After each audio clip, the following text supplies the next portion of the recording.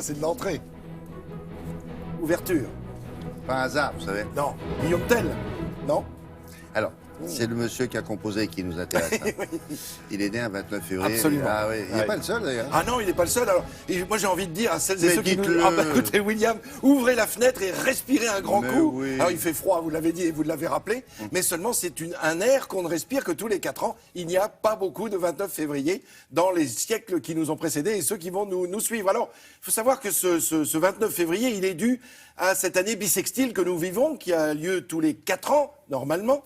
Pourquoi? Parce que l'année fait en fait 365 jours, un quart. Donc pour résoudre le problème de ce petit quart, parce qu'on ne peut pas vivre un quart de jour, on est obligé de rajouter une journée tous les 4 ans, on le comprend bien, donc on a 366 jours cette année.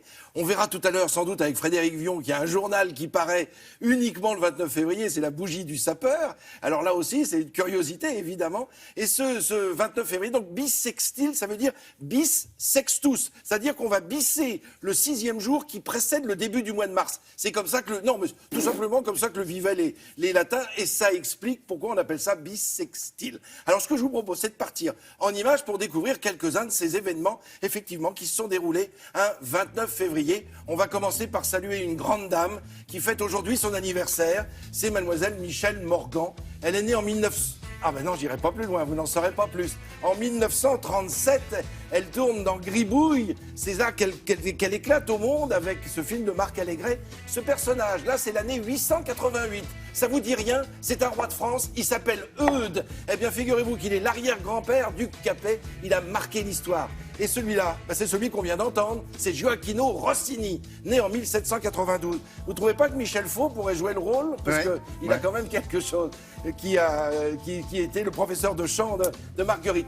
Là, c'est l'amiral Horthy. On est en Hongrie. Il vient de prendre le pouvoir en 1920. C'est juste après la Première Guerre mondiale, au moment où explose l'Autriche et la Hongrie. Ramuncho, c'est un ouvrage de Pierre Loti et il se trouve qu'en 1908, le 29 février, il a été adapté par Pierre Loti en pièce de théâtre et du coup, c'est devenu une pièce absolument extraordinaire jouée au théâtre de l'Odéon. Enfin, pour terminer, je vous propose de vous emmener en 1936. Là, c'est la guerre entre l'Italie et l'Éthiopie, une guerre coloniale. Et l'Éthiopie vient de perdre face à Mussolini. Mussolini a jeté dehors Haïlé Sélassié, qui est venu se réfugier en Europe, s'exiler.